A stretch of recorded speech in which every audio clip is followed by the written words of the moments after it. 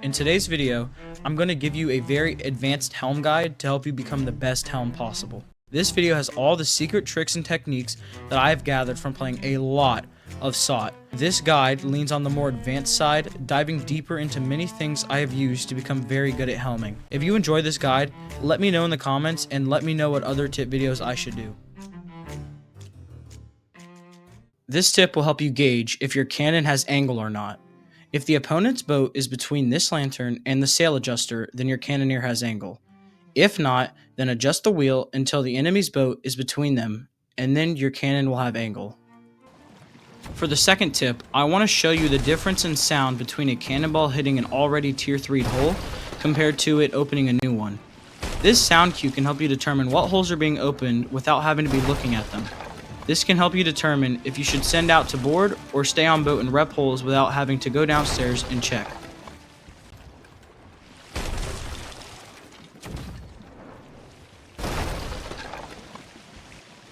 Alright, now the next thing I want to talk about is something called wedge spots and hole prioritizing. Alright, so wedge spots are where you wedge yourself into an area so that whenever they're shooting cannons, it doesn't knock you off of the holes. What you're going to want to do for the front wedge spot is you're going to hold W in this pocket right here. You're going to hold W the entire rep. This will keep it where you hopefully won't get hit off the hole. You're going to hold D in this pocket, and you're going to hold D while repping. For vanity hole, this is vanity hole because the chest is right here. You're going to either wedge yourself into this thing right here, into the equipment chest, hold D the entire rep, or you're going to hold D and S at the same time at this spot right here, because this will make it where your back is to something, and if they hit you off of it, hopefully you won't, get hit off the rep. And then pretty much never rep cannon hole, because it is right under the cannon, and they're always going to be shooting at near cannon because your teammate will be shooting. It'll be almost impossible to rep that hole. For backs, I would prioritize repping 8 and 7 hole first. And obviously the back holes are rights. It's possible to hit rights because they can shoot through the back here and hit these. Always keep these repped, and then you can sometimes leave these open. You would want to rep this before you rep this. Whatever's closest to the cannon, pretty much, you don't want to rep immediately. That'll be your last thing you rep. Just to quickly explain what I meant by 7 and 8 hole. It's like in order. This is the 8 hole right here. This is the 7 hole, 6 hole, 5th hole. Under the cannon is the 4th hole. This is the 3rd hole, 2nd hole, 1st hole. So whenever you're sending out as a helm, you want to let your teammate, your cannoneer, know what your pressure is.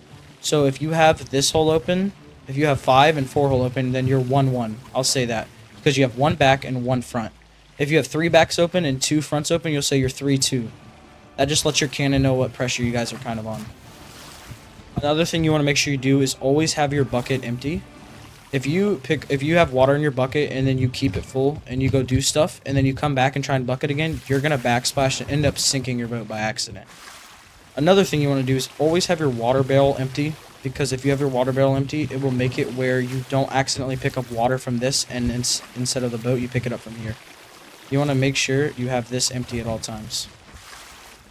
Another thing you can do when bucketing is grate bucketing. You can actually throw the water out of this grate instead of having to take the time to go all the way back up if you are repping deep holes. The reason you want to throw it out the left side of the ship, though, is because if you throw it out of the right side while you're D'd, there's a chance you hit the mast right there, which will cause the water to backsplash, as you can see. So you're going to want to aim around this corner and throw it out. If your boat is moving or it's bad waves, it can cause you to backsplash. Also, if the water is above the barrel right here, then you can't even grate bucket at all. You're gonna have to go back up. Now, if water, right, like I said, if water is above water barrel, right around water barrel, if you try to throw it out, it just backsplashes. But there is a tech where you can jump at the same time and see how it didn't backsplash. Jump at the same time as clicking and it doesn't backsplash. You can actually do that if water is around the top of water barrel, or if waves are really bad. You can just do jump and click at the same time. Something that I see new helms do is that they overly rep mast, and if it gets hit down, they keep grabbing it. If you're high pressure, just let the mast fall down. Now, the only reason I would say to keep your mast up is when the mast is down, you take splash damage a lot as a cannoneer. So whenever you shoot and the mast is, as the mast is up, you don't take any splash damage. If you were to drop the mast Now, if they shoot the same spot and I'm on cannon, see how much splash damage it does whenever it's hitting the mast? Look, this isn't hitting me. Hitting mast doing so much damage to me. Cannon has to get off and eat. That's just wasting time, and it's a possibility of the cannon dying. Another thing I would definitely recommend is I would recommend not turning wheel with whenever it's tripled. I would rep it at least once. If it's a tripled wheel, is almost impossible to turn quick enough, and it can just waste time. But if a doubled wheel is definitely quick enough, and it's fine. I usually just keep my wheel doubled. It takes too much time fully repping it, but keeping it tripled is just unplayable. Lastly, whenever an enemy is boarding you and they're smart enough to try and spin you, whenever your wheel is doubled instead of full repped, it takes them longer to turn wheel, meaning you have more time to react and kill them before they turn wheel all the way and have you nosing their boat.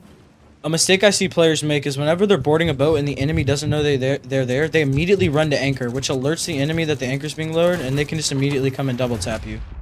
Instead, what you should do is if they don't know you're boarding, I would turn wheel and nose them towards your ship, and then lower anchor, and then they'll be alerted, but their boat will already be turning out of angle. Lastly, instead of turning wheel, if cannon doesn't know you're on boat, just go and try and double tap him real quick before they even realize you're on ship, because it'll be a really easy kill. Another thing I would recommend is if your angle is a little bad and your cannon asks for a soft left or right because the angle is getting bad due to waves, instead of turning the boat like a whole 3 pegs, which by the time you go downstairs and rep some holes and come back up, your cannon's already going to ask for a turn because you're turning so fast. This makes it where you have no time to rep and you have to keep coming back up to adjust angle. Instead, if they ask for like a soft left or right, look at their boat, and I would recommend doing half a peg or a full peg depending on waves. You don't really do much more than that, or you're just going to be turning too fast, and that'll cause your cannon to just call you up again, and you won't be able to rep any holes, which will cause pressure to build up. To summarize what I was just saying, pretty much the less you have to touch wheels at helm, the more you can focus on repairing your pressure and sending to finish off the game. What you should do to help your cannon out is if you realize you're low pressure, just go for snipes every now and then to get the cannon off, to get their cannon off of cannon, so he has to eat. If you keep sniping cannon a lot, then they are shooting less, which means you're getting less pressure. Another thing I want to mention is whenever a cannoneer is shooting you and you are repping a hole, whenever there's a hit marker, it shows that you're repping that hole. So now that there's a hit marker there, I know he's repping back holes. For example, if you're repping a back hole and you can see them shooting cannon at that back hole, back away so that they don't get a hit marker, and hopefully they'll start spreading fronts instead of hitting that same hole. Because they didn't see a hit marker, they'll start spreading fronts and you'll be able to rep this hole safely. Another thing you want to make sure you do is whenever you're demasted, both teams are D&D'd, and you have your left side pointing to them, always have your left side pointing to the boat. Because the left side has less holes than the right side. Make sure you always rep right sides first, because it is harder for them to hit those. And that will keep it where you'll have less pressure. When you're boarding an enemy boat, make sure you do not ADS whenever you're getting on ladder. And you can actually shoot your weapon immediately like that on ladder, right? If you don't ADS when getting on ladder, right around whenever your head gets right around above the ladder part, you can let go and shoot your weapon. Now, if you shoot them on ladder and then swap weapons midair, then you can actually double tap them on ladder without ever even getting on the boat. This can also be done with the blunder.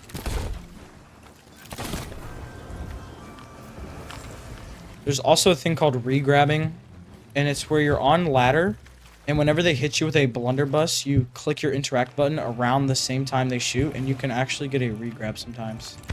Like that. See how I re-grabbed ladder?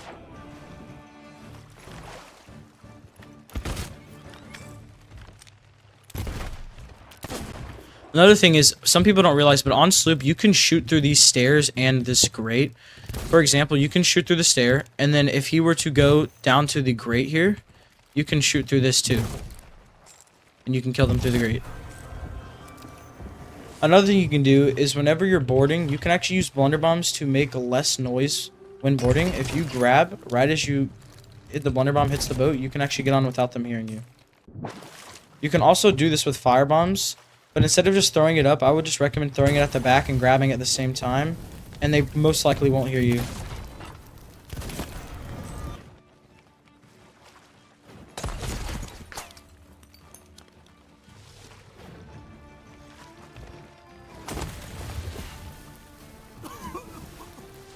Now, there's different ways to guard on boat.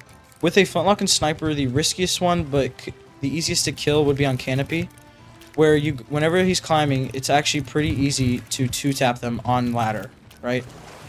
Another way you can guard is from here on the railing. The reason why being on canopy is the riskiest is your cannon's going to be the one bucketing, because you're really far from bucketing. Whereas at the railing, you're closer to bucketing than on canopy. One of the best and safest options is being downstairs, because with the new fob, you're able to see through both windows, and you can guard with sniper, and you can shoot through these windows. The last thing you can do with flintlock and sniper is you can guard through the back here whenever they're boarding, and you can double tap them on ladder. If they were to climb and you hit them through the window and they full climb, you can actually double tap them through the back here and it can kill them. Lastly, even when the opponent is doing a blunder bomb silent boarding technique, you'll still be able to see which side they're boarding on due to the wide fob.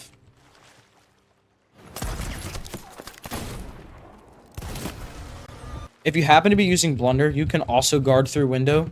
Whenever they're climbing ladder, you can hit them off boat, but most likely you won't get the kill. It's just a safe place. It's the safest place to guard them. If you were to guard from railing, it is easier to line up a two-tap with the opponent, but it's easy to get knocked off and the opponent can shoot you from water. Like that. Now, the third way to guard, and personally one of the best ones, is through pocket right here, because the enemy can't really see you on ladder, and you can hit them off boat pretty easily. And the last, and personally the worst place to guard, because it's easy to get ladder shot or hit with cannonball splash damage, is on helm. And it's just the least safe option. Some people don't realize that you don't have to just guard from helm. There's multiple different angles, some being riskier, some being safer. But they're all different ways to guard, instead of just sitting on helm and getting hit with cannonballs and stuff like that. What you need to learn how to do when boarding is make use of your surroundings in the crouch button. Whenever you go behind anchor, you can actually crouch whenever they shoot, and they can't hit you because they'll just hit the anchor, and you can just hit them off and kill them. Not only is hiding behind anchor good, but you can actually hide behind wheel too, because whenever they try and shoot you, they'll just end up hitting wheel, and you can kill them. Hiding behind anchor and wheel is good, but you can literally just crouch in the open and it'll do less damage. Like, he just full whiffs there because of that.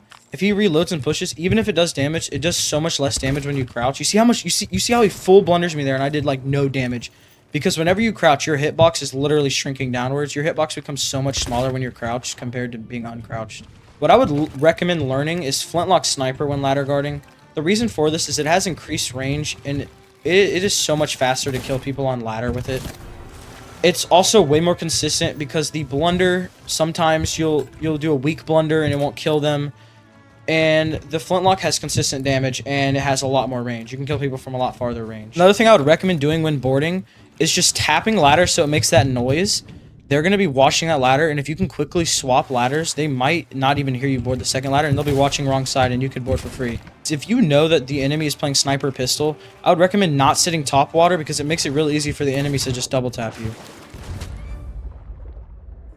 What I also want to talk about is something called egos. Egoing is when you know your opponent's in the water, and you jump in purposely to kill them instead of waiting for them to climb.